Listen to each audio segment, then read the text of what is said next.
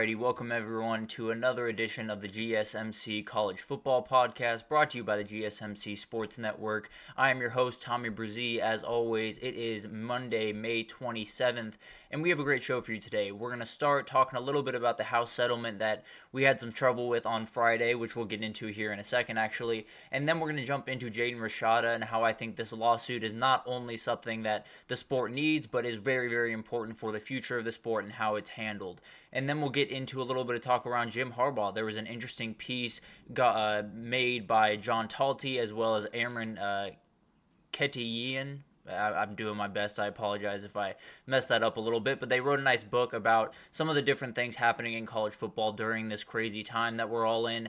And it included a little story about Jim Harbaugh and how his leave from Michigan was not necessarily what it seemed like on the outside. Then we'll get into a recruiting update. Tons of stuff has happened for the 2025 class that I really, really want to break down for you all. And then we got a Good Vibes Monday, and we're going to break down all of the updates for the College Football 25 game. Tons of really cool things to break down in that. Obviously, happy Memorial Day to everyone out there, including everyone that has served or is serving right now. But before we jump into the show, I do want to remind you all we get tons of questions and comments throughout the show. And the best way for you all to get your question on the screen and we can have a fun back and forth here is to use the tip and donation link at the bottom of the screen, gsmcpodcast.net. It's a huge help not only to us here at the network, but to you all. You get to have a fun kind of back and forth experience here. We all get to kind of know each other a little bit better, which is always a good time. But let's jump right in and let's talk about the House settlement. It has been a crazy, crazy time over the last couple of weeks in college football, and we finally came to an agreement on this House versus the NCAA case that has been festering under the surface for quite some time. This is obviously the NIL back pay case that we've talked about for quite some time.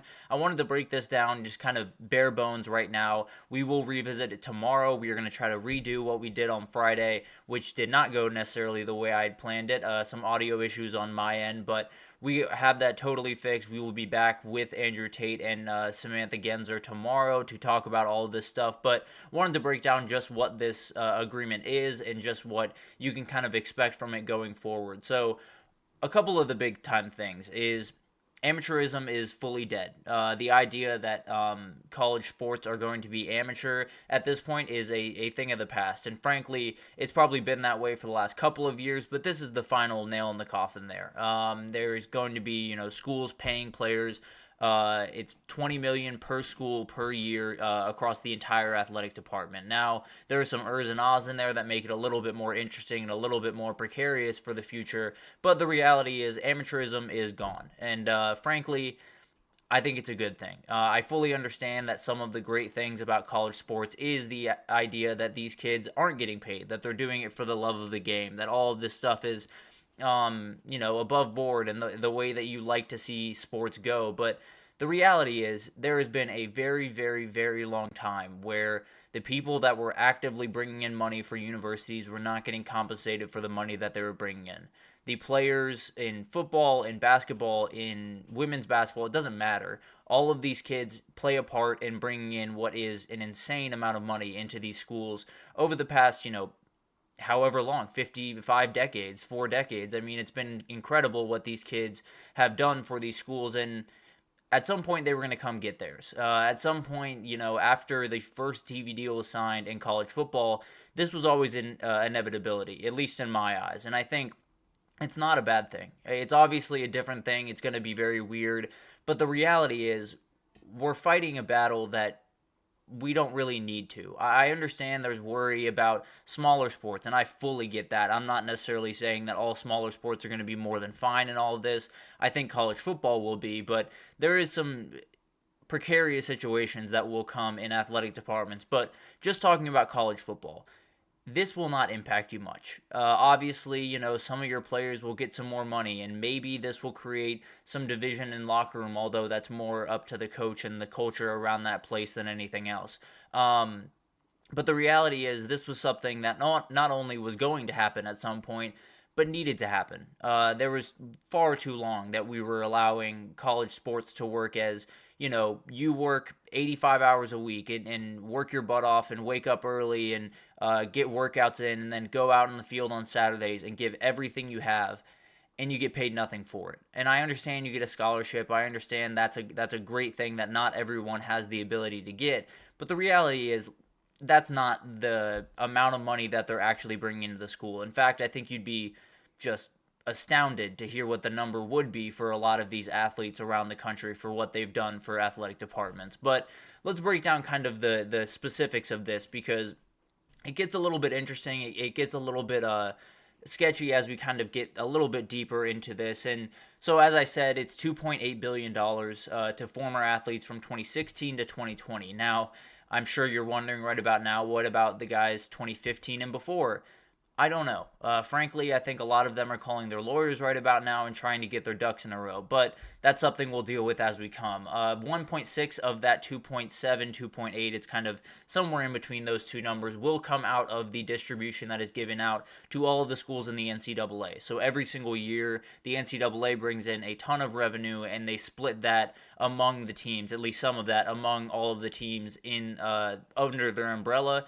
And they're doing that for this. And the problem with that is the way that it's being broken down. Now, it sounds like about 60%, it sounds like 60% of it is being handled outside the Power 5, and then Power 5 will handle 40%. Now, there are way more non-Power 5 teams than Power 5 teams, of course, so there is a little bit more of a leeway in the amount of money that's being taken away. It looks like Power 5 schools are expecting to lose between $1 and $2 million every year, whereas Group of 5 are losing about $400,000. FCS programs losing about $280,000. So there's obviously that big gap. But just to give you an idea of what the percentages of those two things are, where yes, the Power 5 is getting hit the most from a dollar amount, but also they have a lot of money. They have a lot of money to spend and a lot of ability to kind of yield that money. So paying that 40% obviously is a remarkable amount for 58 teams, but it doesn't hurt them nearly as much as it hurts everyone else. As you can see, we had the Group of 5 losing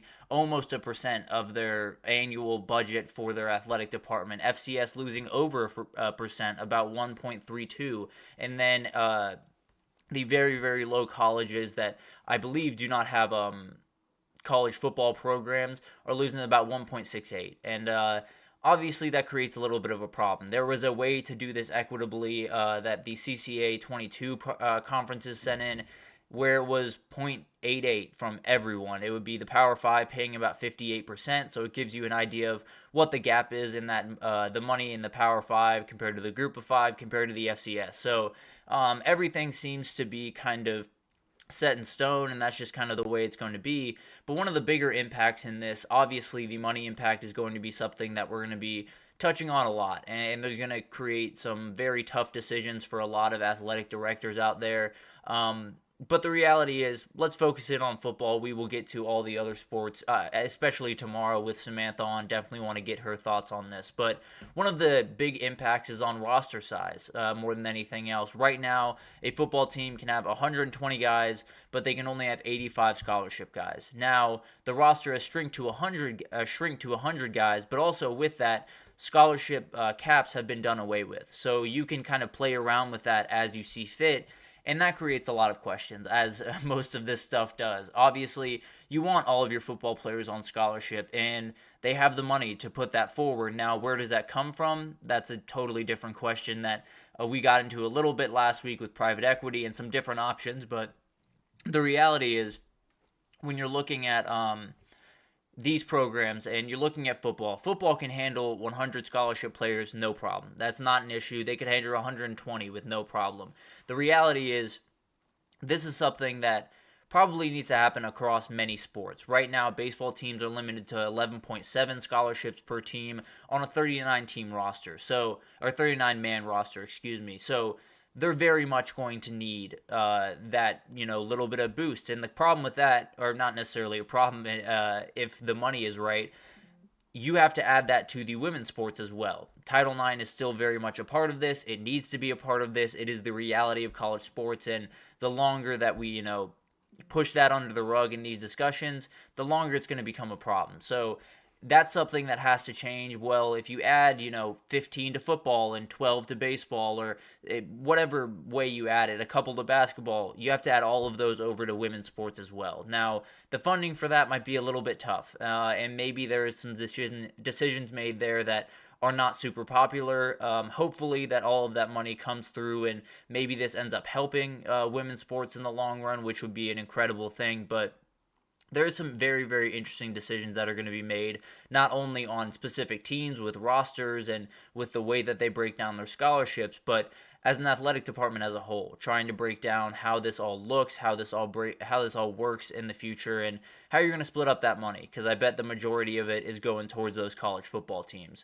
There's still tons of questions about how this will be implemented, how this money will be split between teams and players, and I'm a little bit worried about the way that it'll be split, partly just because there are certain people in charge of that I don't necessarily have the greatest faith in to make the best decision for the student athletes. Now, all that being said, there's a lot of big decisions that need to be made, and I'm not in a position to necessarily bash someone for making these really tough decisions, because I don't know what I would do in these situations. But the reality is, this is a step forward. This is something that absolutely was going to happen. It was absolutely probably needed to happen, because it's been way too long that a lot of these college athletes have been putting their bodies on the line, sometimes their lives on the line, on a football field or on a basketball court, and not getting compensated fairly. I understand they're getting scholarships. I understand they have a very, very nice life in those college towns, but we got to be realistic. These people are professional athletes. They're putting everything they can into winning football games, and you got to give them their fair share. That's just the way it is. Now, how much each player gets, how much each school gets, how small schools adapt to this, how small sports adapt to this, I don't know. I'd love to tell you that all college sports in general are going to be more than fine. I'd love to tell you that everything is going to work out the way that you want it to, and the money's going to find its way, and the scholarships will find its way, but I don't know. I know that college football will be okay, because there's way too much money to be lost if college football is not okay. I know that for a fact. Now, can I say the same thing about women's softball or swimming or any of the other smaller sports? No, I wish I could, but this is a step forward. This is giving, a blueprint of what the future is going to look like, and there's still plenty of steps to take. Don't get me wrong, there's still plenty of questions to answer, but the reality is, when you look at the world that has been created around college sports for quite some time, this is something that needed to happen. You needed to start compensating athletes, and not only compensating them through scholarships or through NIL deals that are a little bit few and far between sometimes. You got to give them something that is normal, that is usual, that you can really build around. Because I think NIL has created kind of a confusion around some of these issues, where you get a lot of money at one point, but maybe it takes a little bit longer to get your next deal, and then you're struggling for money again. So I think it's better. It definitely opens a door for at least us to take steps forward from here. Obviously, it's not necessarily the most beautiful thing in the world, and definitely has a lot of questions to be answered, but right now, the way I look at college sports and college football is just take that 1% step forward. Maybe you have a couple of questions in front of you, but take that step forward. We'll deal with the next steps the next day. So it's obviously, a ton of questions still out there, but at the very least, we're getting closer to answering them. And actually, that's what I kind of want to talk about in the next segment. We're going to take a break here, and when we come back, we are going to talk about Jaden Rashada and how I think not only is his lawsuit necessary for college football, but I think there will be a lot of people talking about him in very, very glowing ways in the coming years because of what he's doing and really sticking his neck out there. So I really want to take a second to highlight that and break that down for you, so stick with us. I feel like I'm losing my mind. Is everybody in the world blind? Please, Lord, give me a sign, a sign. I feel like I'm losing my mind. Is everybody in the world blind? Please, Lord, give me a sign, a sign. I wanna be the greatest. Everybody on the fake shit. I look around and feel like everybody is the fakest. I make this every day and I'm impatient. Hoping one day I blow up from the basement. Statement, the top is so vacant. I don't hear shit that I think is amazing. Waiting for my day when I'm playing. Sold out shows for 1,000 faces. Hey, give me that crown. Get in my way and to be put down. It ain't your place, all this my town. If I want that shit, then I'll get it right now. I'm losing it, the noose it fits. I'm losing shit, a stupid myth. You choose to live or choose to dip. You choose to fight or lose your grip and lose a gift. I feel like I'm losing my mind. Is everybody in the world blind? Please, Lord, give me a sign, a sign. I feel like I'm losing my mind. Is everybody in the world blind?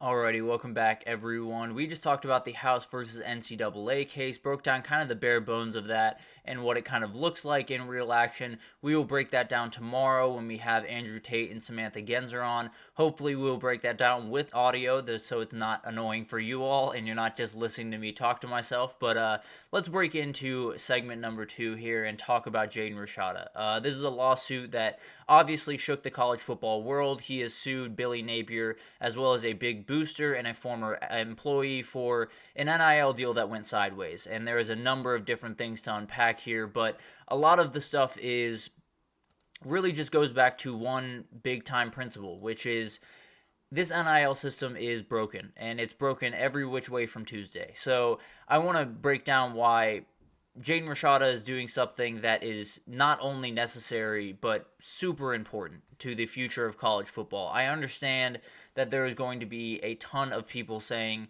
he's going after the money. He is just worried about himself. He's just worried about the money, and that's the way it is.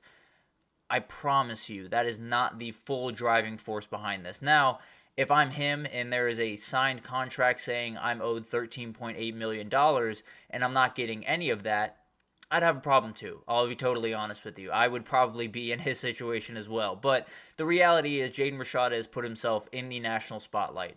He is going to be a very divisive figure going forward in college football, and he really has been since he's been a recruit, right? He started committed to Mario Cristobal in Miami. That season did not go great for Miami, and he found his way to Florida. And the subtext of how he found his way to Florida was, at least allegedly, that he offered him, or that Florida offered him, $13.8 million over 4 years, to be exact, with a $500,000 signing bonus once he signed on National Signing Day. That apparently was something that Billy Napier had promised. That's what, at least what Jaden Rashada's camp has said throughout this early part of this case. And from there, he went on to Arizona, had some injury troubles, didn't necessarily catch on the way that he had hoped, did start some games and is a very talented kid, but once those injuries set in, it just wasn't the year that he had hoped, I'm sure. Made his way over to Georgia to be possibly Carson Beck's backup, likely Carson Beck's third stringer, at least for this season. And here we are. The crazy part is all those twists and turns in his career. The crazy part just started. The big-time part of his career that everyone's going to point back on just started, and it's happening off the field. And that's never what you want for someone like Jaden Rashada, because if you watch this kid, you can tell the talent is undeniable. He is really elite in the pocket, can make every single throw, is really, really a fantastic player that I think could be the starter for Georgia next year. He's obviously going to have to beat out Gunnar Stockton, but he has the ability to do that. But let's talk about Florida and why this is something that just needed to happen. That absolutely was something that, if it didn't happen, college football was in kind of a precarious situation. And I think the biggest thing about this is we know have known for a long time that NIL is a broken system. Pretty much from when it was set up, it was broken. They were way behind on when they should have been, the NCAA that is, and some other states had to come in, and that just created a world where it was really hard to get a feel of what NIL was going to be like. That being all of that being in place, it made for a lot of coaches being a little bit more liberal with the money that they're throwing around, a little bit more liberal with the things that they're saying to these players, with no real intention to carry out those promises that they make. So the reality is we've known all of this is happening. We know that there are things happening behind closed doors that none of us would like in college football that are really kind of gross. So let's be totally honest with you. I think you'd be shocked if there are. I wouldn't be shocked, but I think some people might be.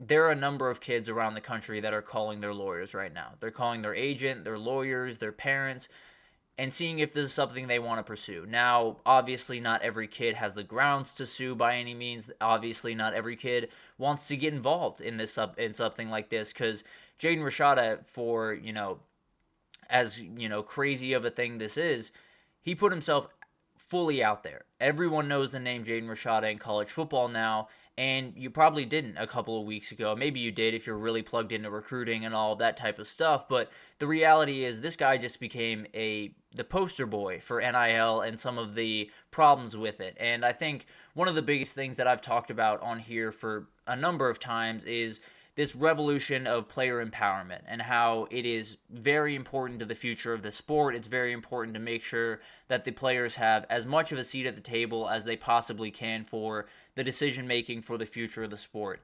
The issue with that is they implemented a ton of things without the players' input. NIL, transfer portal, all of this stuff was implemented without bringing in former athletes, without bringing in current college football, college basketball players to figure out not only what was the best way to make sure these kids had freedom to make decisions that they want to make, but also not get themselves into trouble. And I think we often forget there is this big thing that I've noticed happens around most sports, but especially college sports over the last little bit, is these guys now have money and they drive really nice cars and they have some swag to them, and some people don't like that. And there's a little bit of a energy of, you have the money now, you're going to get treated the way you're going to get treated, and that's the way it is. But the reality is, these are 18 to 22-year-old kids. Especially in Jaden Rashada's case, this is a 17-year-old kid that was just trying to figure out what his future was going to be like, trying to figure out what was best for him. And I'll be totally honest, if you waved $13.85 million in my face at 17 years old, I am absolutely taking the money. Maybe some of you are better than I am in that respect, but the reality is I'm not going to blame Jaden Rashada for making that decision. I'm not going to blame Jaden Rashada, although I would have loved to see him stick it out at Miami. I think he would have been a great fit there. I think he would have still been the quarterback there, and Cam Ward might not be on the team right now. But the reality is, it's crazy to think that a 17-year-old wasn't going to make some bad decisions here. It was crazy to think that head coaches weren't going to take full advantage of some of the confusion and some of the openings in the rules that you had. So all of this stuff was going to happen. But fighting back was absolutely necessary for the future of college football. Obviously, it's messy. Obviously, it's not something that you want. But I can promise you, every single coach across the country, whether it's at Texas or in Steve Sarkisian or Ryan Day or Kirby Smart, all of them are a little bit nervous. Not that, all of them have done, really bad stuff or anything by that means. I don't necessarily think they have or have remotely any evidence that they have. But the reality is, if it's happening at Florida, it's happened at a lot of places. That's just, I think we all understand that this was kind of happening under the surface. Well, now it's front and center. Now everyone knows what's going on with Jaden Rashada. Everyone knows what's going on with Florida. And if Florida is, guilty of this and is, found that they have to pay that amount, a lot of coaches are going to recalibrate the way they go about these decisions and the way they go about the conversations with parents and players and all of this type of stuff. And hopefully it'll create less of a bidding war in the world of NIL, where some people just think for 2 seconds longer and say maybe $13.8 million is not what we want to spend on a high school recruit. Maybe we want to, take that down a little bit and go get another 4-star that might be a little bit below Jaden Rashada. It just feels like this is something that not only creates an earnest on the coaches to know what you're saying and make sure that you follow through on that, because someone's going to come to sue you if you don't. It gives players the ability to say, okay, so I can actually do this, because I think there's been a certain energy around it where some kids just didn't want to ruffle feathers. They didn't want to be the name. They didn't want to be the first guy to do it. Well, Jaden Rashada took that leap, and I wish this wasn't happening. I wish this case was not reality. I wish Billy Napier and his staff and the booster and all of the people involved really handled this a little bit better. But if they didn't, if they took advantage of this kid, if they took money that was essentially rightfully his the second he signed that contract, I don't really blame Jaden Rashada any bit. I think there's a question to which how much money he can get and how much argument he has, especially under the new NIL rules in the NCAA. But the reality is this kid did something that a lot of kids have thought about, that a lot of kids have kicked around and just said, it's probably better to just keep my head down, keep working, and not worry about it. And it's not to say that Jaden Rashada isn't worried about football or isn't working on his craft, but someone needed to jump it. Someone needed to jump the shark. Someone needed to be the person to stick their neck out and say, this is not only a broken system, but I can give you a very, very clear example of how I was taken advantage of in this system. So it's going to be wild to watch this unfold. It's going to be very interesting to see if any other players get involved, if coaches and schools get involved with players not fulfilling their NIL duties while they were at their school. There's a lot of different layers here to unpack, but the reality is at some point you need a big thing to happen. Sometimes I know a lot of you, including myself, we have a pair of shoes that is tattered beyond belief. Now, they still work as shoes. They still cover your foot all the same, but there's issues. There's tons of issues. There's tons of tears, and you want to get them fixed, but you're just not super worried about it. You're like, they're getting by. It's not a big deal. Sometimes you need the shoelaces to break off or the sole to entirely break off for you to do what you probably should have done in the first place and just get new shoes. So maybe this is the thing that gets everyone fully on the same page, saying not only is this a system that is sketchy, but it's just outright broken. And we need to do something not only for Jaden Rashada, but for every kid that comes after him. So this stuff does not happen anymore. So I understand people are going to come after Jaden Rashada. They're going to say that he's chasing the money. They're going to say that all he cares about is money, and maybe that's a good bit of what he cares about. But the reality is he's doing something that needs to be done, and that a lot of people in the past, I'm sure, have kicked around the idea, but just didn't have the want, the desire, maybe the courage to put their name out in front of all of this stuff. But Jaden Rashada did, and I definitely applaud him for that. I think it definitely creates some questions, that's for sure, but it's a step forward that absolutely needed to be made and at least brings attention to the issues that we have in front of us. But we'll take our second break here, and when we come back, we're going to talk about Jim Harbaugh. It sounds like his leave from Michigan was not quite as streamlined as one might have thought, so we'll break that down right after this. Looking for your daily fix of sports talk without having to pay for it? GSMC Sports Network is available on YouTube. Just search GSMC Sports Network. Get your fix of daily sports talk shows on YouTube, absolutely free. NFL, college football, NBA, MLB, MMA, UFC, fantasy football, and so much more. GSMC Sports Network has shows running all day long, with new sports shows starting every 2 hours. Just like on your favorite cable sports channel, except GSMC Sports Network is absolutely free. Just search GSMC Sports Network on YouTube to catch one of your new favorite shows, like the GSMC College Football Podcast, Chip Shot Football Podcast, Hoops and Heels Women's Sports Podcast, GSMC Basketball Podcast, and so many more. Check it out for yourself. GSMC Sports Network, now available on YouTube absolutely free. Search GSMC Sports Network on YouTube right now.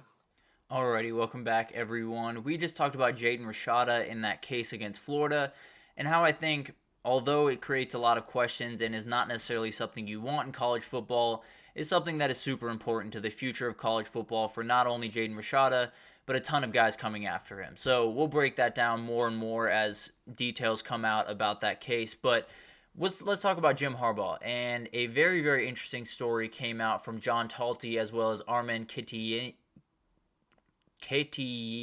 I very much apologize. I absolutely did my best there, I promise.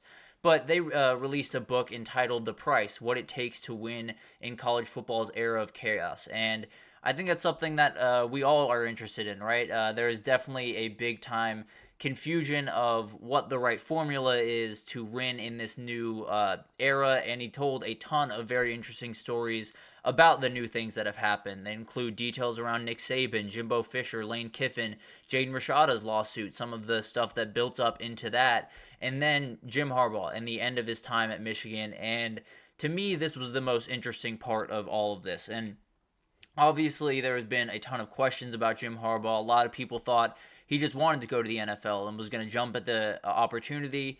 Maybe it wasn't as clear-cut as that. It sounds like there was a ton of stuff happening even just right after the national title, where pretty much everyone around Jim Harbaugh was telling him it's time to ride off into the sunset. You've done everything that you wanted to do here. You've won the title. You can ride off. And obviously with the Connor Stallions and sign stealing stuff that was kind of lingering on under the surface, it made it even more of a beneficial move for Jim Harbaugh to move on. That being said, it sounds like Jim Harbaugh wasn't as keen as some other people were. Now, his attorney really did push him towards kind of leaving and finding another job and possibly, going to the Chargers, which is where he ended up.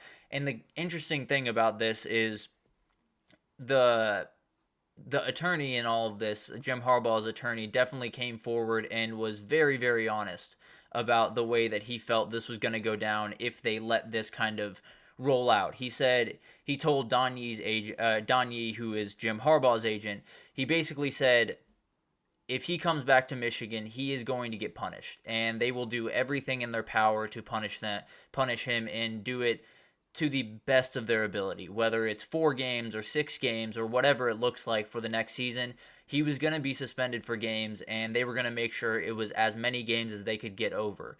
I think all of us kind of saw that from the NCAA this last little bit, where they felt like they were a little bit out to get Jim Harbaugh. Now, he created a lot of that for himself, which I'll get into a little bit later, but the reality is it felt like they had a little bit of a vendetta. I'll be totally honest. Now, he did plenty of things that made them have that vendetta, but that's the reality, at least as I saw it. And I think it was there was a little bit of an undertone to all of the stuff happening around Jim Harbaugh, right? Even the championship that happened, there was always the undertone of Connor Stallions, that guy right there, and the effect that he had on this team and this season, and would they have won the title if they had Connor Stallions? If they didn't have him, would they be a bad team? Who knows? But the reality is there were a lot of stuff that went on in 2023, and I think if you take just 1 or 2 of those things out of Michigan's story in the 2023 season, not the national championship, of course, but if you take out Connor Stallions, which is a huge thing to do, but let's just do it for fun here. If you take out Connor Stallions, if you take out a confusing relationship with the AD and Ward Manuel, which we'll get to here in a second, I think he might still be in Ann Arbor. Now, $16 million to coach an NFL team is not necessarily something you turn your nose up at by any means, but it sounded like Jim Harbaugh wanted to stay put. There was just too many confounding factors around it to make that the best decision for him.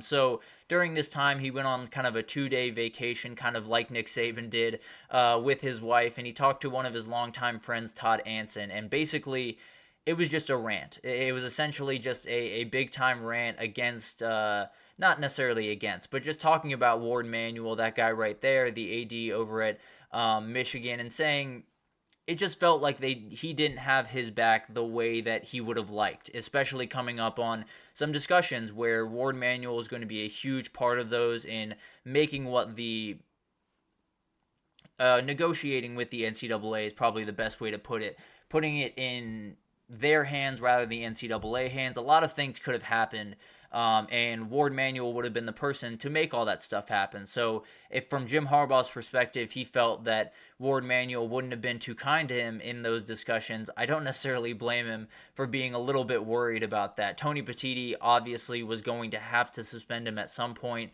and he already did it before with a 3-game suspension to start the year, but it was going to have to happen. I think we can all agree on that. It is obviously something that really shocked the college football world, and if you just let it kind of go by the wayside, you're doing everyone a disservice. So I fully understand that.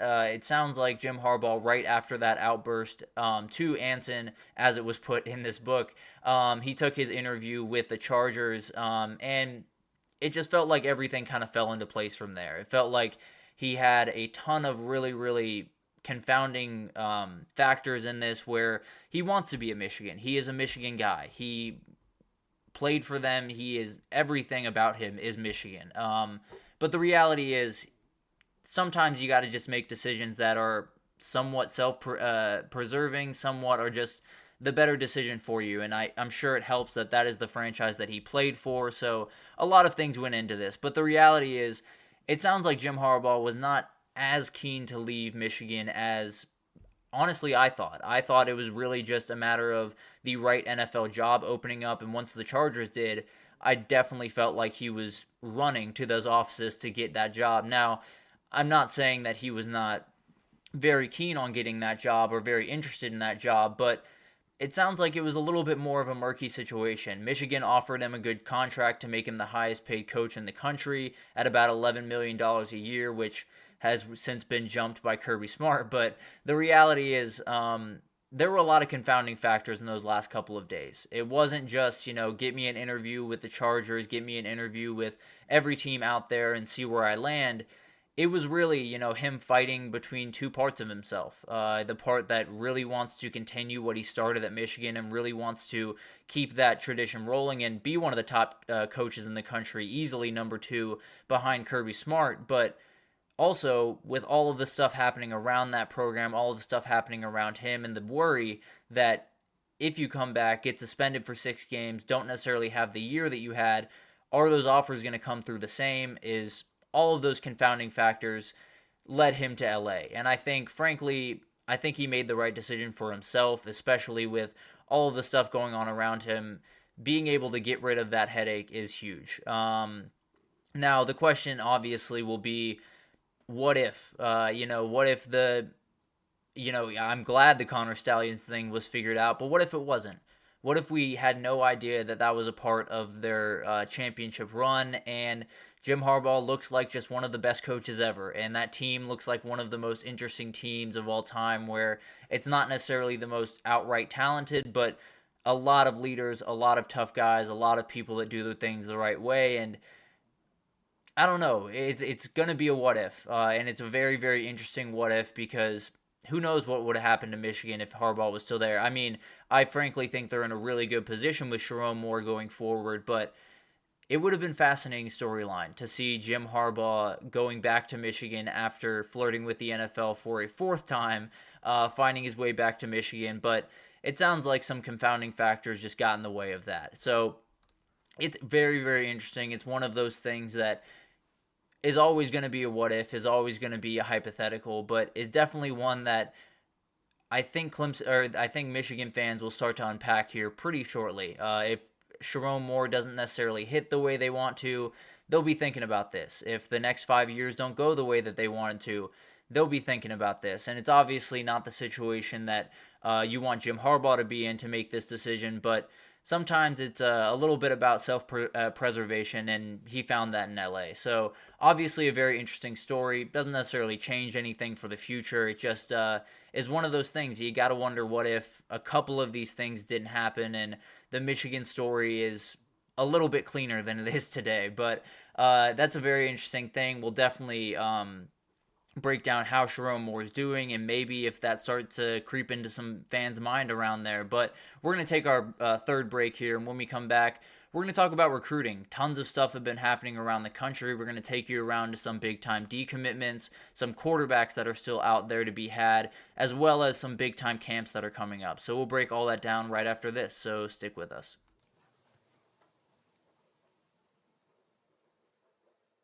For the best and latest podcasts available anywhere, go to the podcast app on your cell phone and type in GSMC to access free content-rich podcasts on health and wellness, book reviews, sports, entertainment, relationships, social media, movies, technology, finance, and even weird news. Subscribe and download the GSMC Podcast Network's family of shows, available everywhere podcasts are found. Alrighty, welcome back, everyone. We just talked about Jim Harbaugh and his last days at Michigan. Sounds like it was not as clean of a transfer over to the LA Chargers as he would have liked. Definitely some things that maybe were pulling him back to Michigan, but ended up making his way down to LA, and a very, very interesting what-if for us to break down in the future. But let's get a recruiting update. There has been so much stuff going on around different court cases and Jaden Rashada and transfer portal craziness that I have kind of dropped the ball around recruiting. Now, we're getting into a part of the year where you just can't drop the ball on recruiting. So much stuff is happening around the country. June is probably as important of a month as there is in the entire calendar. Take out December because that's where signing day happens. But other than that, there is a ton of stuff going on over the summer, especially in this next month. But I kind of want to give you guys an idea of where we sit today, and then we'll definitely keep doing this throughout the summer just because there's going to be tons of commitments, and usually when you see a commitment right around here, that's the one that they're going to stick with at least 90% of the time. So it'll be fascinating to watch this unfold, but I want to start with Decorian Moore. He is officially a free agent again. He is decommitted from LSU about a week ago or so. This is one I kind of expected, to be totally honest with you. He's a very talented kid, and LSU is still very much in the running there, but so many teams were coming after this kid. So many teams were pushing really, really aggressively that I don't think it's super surprising that he wanted to take a step back, get his lay of the land, make sure he's making the decision that's best for him, and then attack it fully. It sounds like Texas is the front runner right now. A couple of crystal balls have been put in for them, but also Ohio State is right there in that conversation, as well as LSU. Still a little bit further on the outside now, obviously, with the decommitment, but they're still in there and definitely could flip this guy right back if they really if they push hard and kind of have a couple of things fall their way.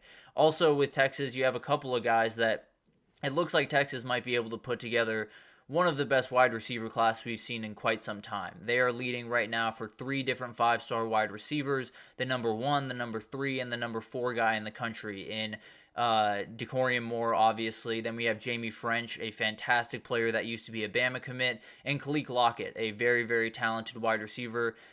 If somehow Texas can pull in all those kids, it might be the best wide receiver class we've seen in forever. So it'll be fascinating to watch all of this. I think Decorian Moore is one of those guys that he's going to burst onto the scene. I see no other way about this for this kid. I don't necessarily know if he's going to be a wide receiver 1 to start off or anything crazy like that, but there's no part of me that doesn't see this kid absolutely exploding the second he gets onto a college campus and become the player that he is absolutely capable of being, which is darn good. But let's get into some quarterbacks, and let's start with Julian Lewis, the number 2 quarterback in the entire country. Definitely has been a big topic of conversation right now. He is committed to USC and seems to have a very good relationship with Lincoln Riley over there. Georgia has kind of backed off since getting Ryan Montgomery, the number 10 quarterback in the country, on board there. But Colorado is the new team pushing. Dion is very much trying to get this kid, and for good reason. Shedeur Sanders is walking out the door.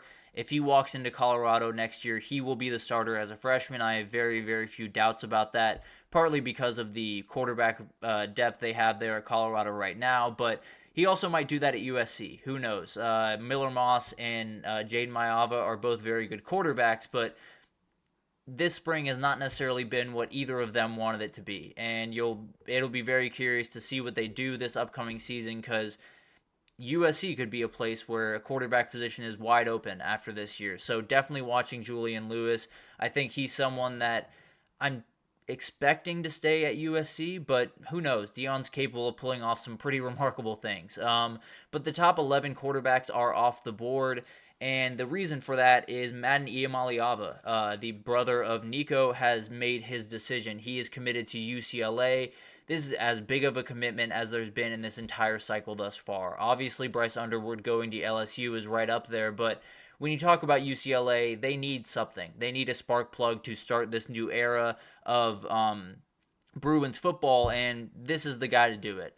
He is absolutely a fantastic quarterback, a great build, can throw the ball all over the field, is a real gunslinger, and when you're Deshaun Foster, it's lovely to have the quarterback of the future figured out. Now you got to keep him on campus, which is a whole other conversation. But as of right now, it looks like UCLA might just have their quarterback in 2025, 6, 7, who knows how long. So definitely a huge pickup for them there. And then we have some interesting stuff going on with the quarterback position at Texas. It sounds like Texas has a commitment from KJ Lacey. They are locked in there, but they're looking the way of Keelan Russell, that guy right there. He is Decorian Moore's teammate over there at Duncanville in Texas, and this kid is incredible. He's committed to SMU right now, has been gaining more and more steam in the recruiting trail, and Texas is very, very much pushing for this kid. If they can flip him, I would very much expect KJ to go somewhere else to decommit and find a new place to play, and I think Bama might be that place. He flirted with them early on in the process. That was when Nick Saban was there, so obviously some things have changed. But the reality is Kalen DeBoer and quarterbacks, you don't necessarily need to sell them too much over there. So it'll be interesting to see what happens there. I think both these guys are really remarkable players. I'd lean Keelan Russell as just the safer option between the two just because of a size component. But the reality is, whichever one Texas ends up with, which I think they'll get one of them, I think they'll be more than happy. And Texas had a very, very nice weekend. They added a couple of commitments from some high 3-star offensive linemen that happen to be brothers, Devin and Jordan Coleman, both very talented kids, around 6'4.5", 345 for both these kids. So tons of size, SEC type size. Obviously, people will say they're 3 stars, whatever, but when you got that size and you got that ability, it could work out for you quite nicely. But we're getting into that time of year where there's tons of camps and tons of stuff going on around the country, and the biggest one is the Elite 11 camp. There is so much stuff going into this one. 20 big-time quarterbacks are going to head out to LA and compete against each other. It is honestly some of the most fun I have, at least covering recruiting, just because there's so much stuff to pull away from this, and obviously not all of it is good information or very sound information because a lot of it is throwing against air or just doing some things that maybe aren't, as applicable to the next level as you would like. But the reality is getting to see all these quarterbacks out there in front center, it would just be incredible to watch. And this is a really fun group. There's so many incredible guys. Deuce Knight, that guy right there, I'm watching very, very closely, a Notre Dame recruit who I think has incredible upside. Keelan Russell, we talked about, I think has a chance to not only jump up in the recruiting boards, but maybe there's a little bit of a recruiting shakeup around Keelan Russell around this time. And then you have an under-the-radar guy. I would look no further than Kevin Sperry, an OU commit. This guy is very, very talented, can whip the ball around the field, is not the most, highly touted guy by any means, but definitely someone who has the right attitude, has a great head on his shoulders, and can rip the ball around the field. So very, very excited to see what he does in that. And then we have some different things. We have On3's NIL Elite Series in Nashville where a ton of kids will come together, including, I'm sure, Kevin Sperry, because just about everyone is going to be there. I could give you a name, but it's pretty much every single big-time player that you can think of in this upcoming recruiting class. This is a hugely important event. This is something that I very much applaud On3 for doing because we talked about it. NIL is a very confusing thing, and a lot of college kids, their first real experience with NIL, or at least talking about NIL, is in those discussions during recruiting and getting out in front of that and letting these guys know that you have this power, and letting these guys know how to go about these discussions and what's the best way for you, not only for your brand, but just for your well-being in the future to go about these decisions. So it'll be fascinating to watch that unfold. I think it's a hugely important thing that more and more companies should be doing because we got to send these kids in with as much knowledge as possible, especially when the system is as messed up as it is right now. But also another thing happening is the Manning passing camp. So Arch Manning will be in attendance, as well as Quinn Ewers, Carson Beck.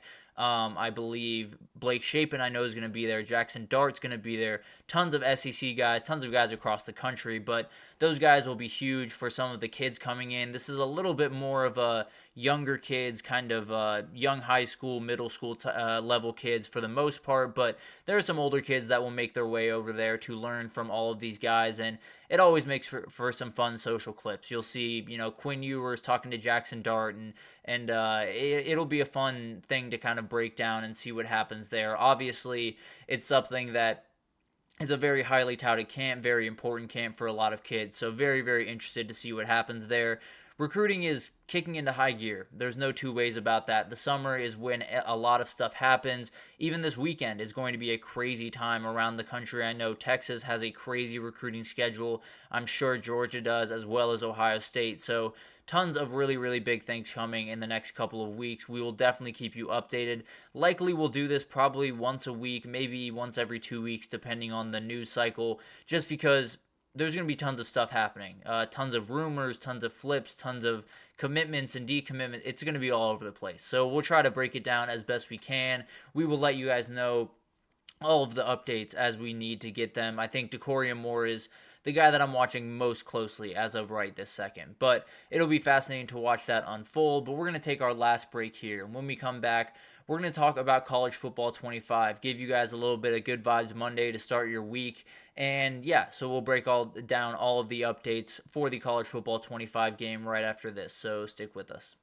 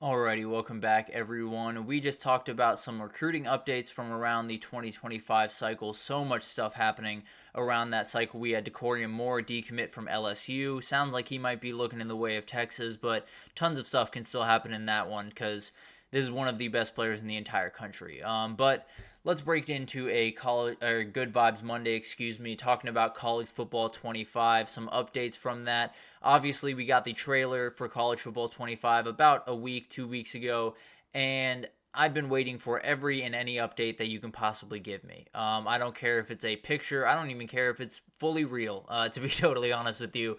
I just want anything to get me more excited about this game, and there's definitely been some really, really cool things that have come out over the last couple of weeks from some different sources, but let's break down some of the big-time ones. There have been some shots in the stadium that I've yet to see any mistakes from, really. It seems like a lot of them are very intricate. Even I saw one of Darrell K. Royal, the Texas Stadium, and they had the band all the way up top.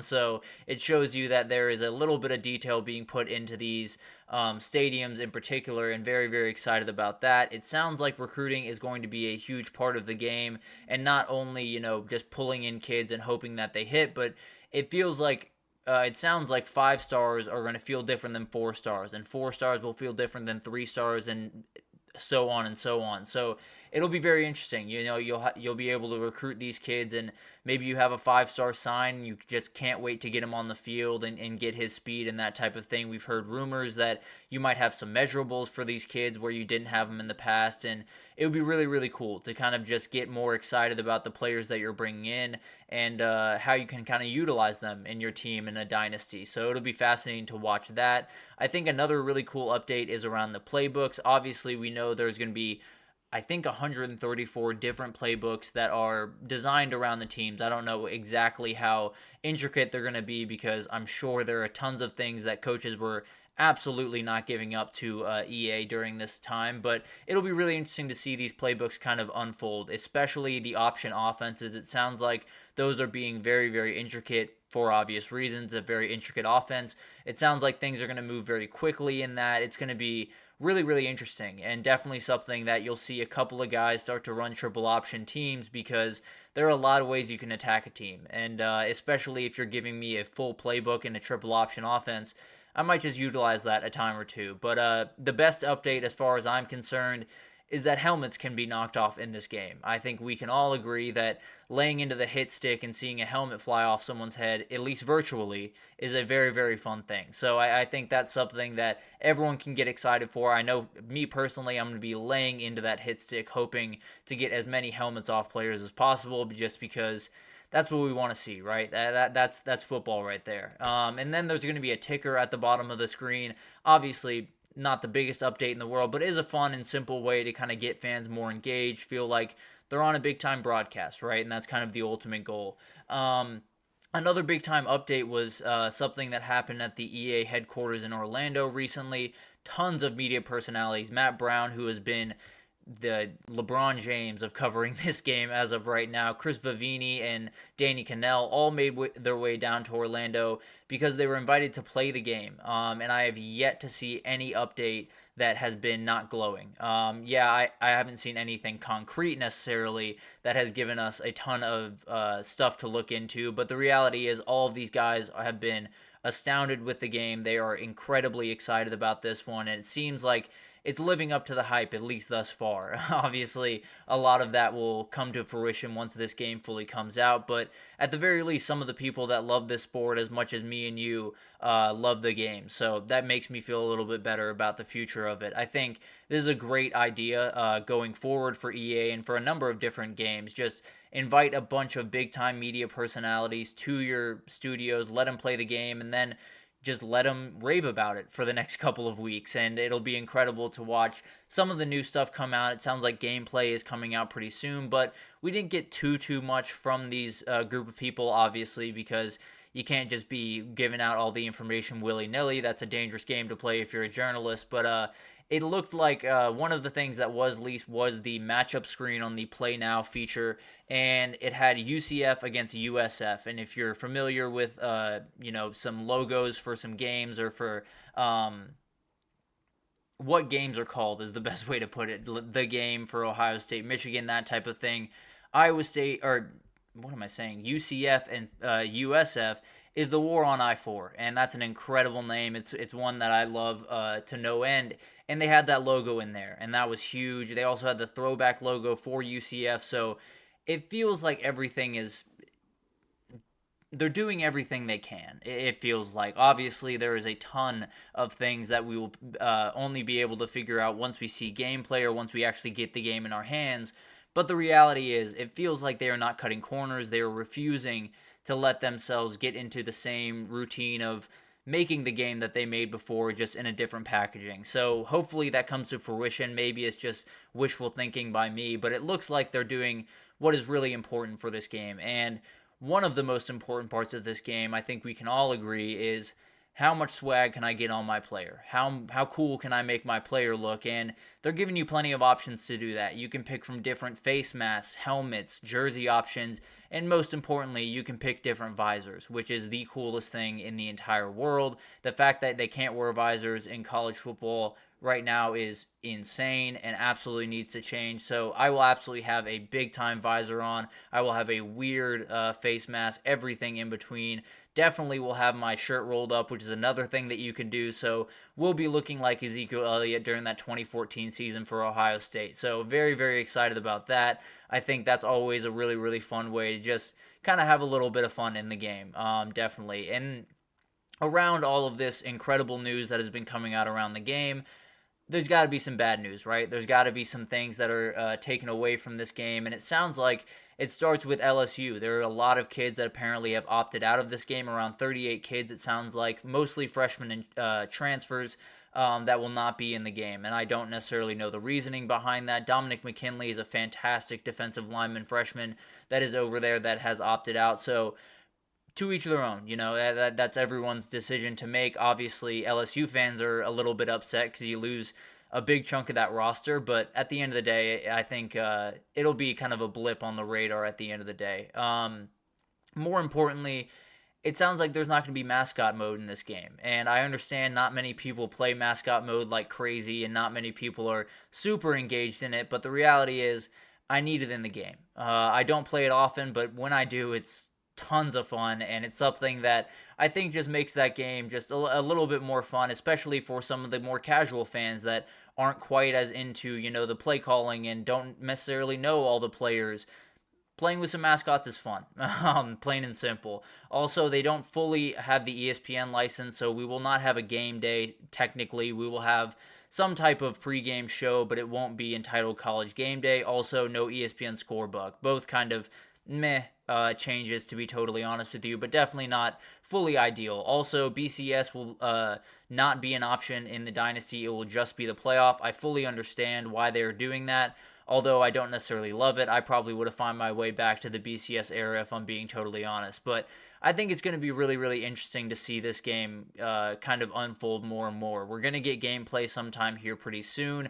We're going to get a ton of more details here pretty soon. I think the way it'll probably go is you get tons of details in the next week and a half, and then it kind of goes dry, at least until, a couple of days before the release happens, just because you want to build that anticipation, and some of that is just leaving them wanting more, right? So I think it'll be fascinating to watch all of this unfold. I think all of us, including me, are just right now planning what their end of July is going to look like, because it is not going to be productive. I can tell you that much. I'm going to be playing this game much more than I need to. Obviously, I will still be right in front of this camera at 9 a.m. to make sure you guys are updated on everything in college football, but right when I finish, I am back on that game and ready to roll. So very, very excited about this game. Could not be more excited if I'm being totally honest. I think there are tons of people out there that either you played this game when you were a kid like me and you just cannot wait for it to come back out, or maybe this is the first time you're really getting a chance to play these games and you want to experience everything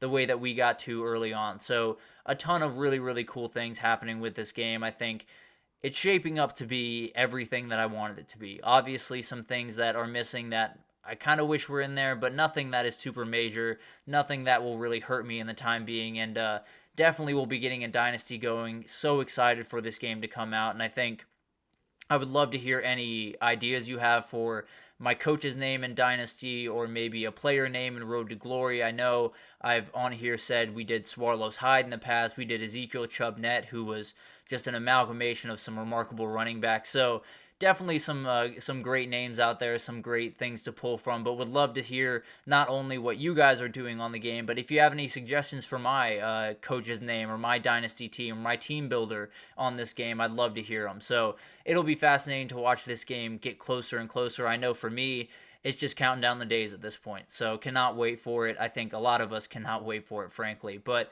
that'll do it for this edition of the GSMC College Football Podcast, brought to you by the GSMC Sports Network.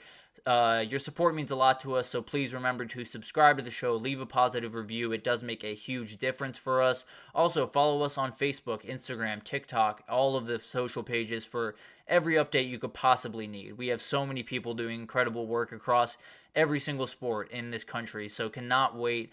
And out of this country, frankly, we have incredible people covering soccer and women's sports all around the world. So definitely tune in to GSMC to see all of the content that we make. Once again, happy Memorial Day to all of you out there. But thank you once again for listening, and I will see you guys tomorrow.